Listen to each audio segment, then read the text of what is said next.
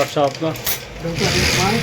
आजकल जो बुखार चल रहा है, कैसा बुखार चल रहा ये है? वायरस जगह चल रहा है इस टाइम। मौसम चेंज है, जैसे थोड़ा कभी दिन में धूप निकल रही है, शाम को थोड़ी हवा चल रही है, गले में थोड़ा इन्फेक्शन वगैरह चल रहा है और थोड़ा बुखार चल रहा है, खांसी है, जुकाम है। इसकी वजह से थोड़ी बहुत परेशानी हो रही है, आँखों में जलन हो रही है, जॉन्डिस भी थोड़ा ज़्यादा चल रहा है इस टाइम। इसका उपाय है कुछ? हाँ, बाद में क्या, थोड़ा सुबह शाम गुनगुना पानी पियो और बाहर थोड़ा निकलो तो थोड़े थोड़े कपड़े पहन के निकलो। बहुत से लड़के यार वो ऐसे टी शर्ट पहन के घूम रहे हैं, ऐसे घूम रहे हैं, और उससे क्या, जब वो उसके संपर्क में आते हैं हवा के तो वो बीमार पड़ जाते हैं। तो इसलिए मोदी कपड़े पहन के बाहर से निकलना चाहिए, फुल बाजू के कपड़े पहनो, गुनगुना पानी पियो और थोड़ा सा अपने आप में परिवर्तन लाओ।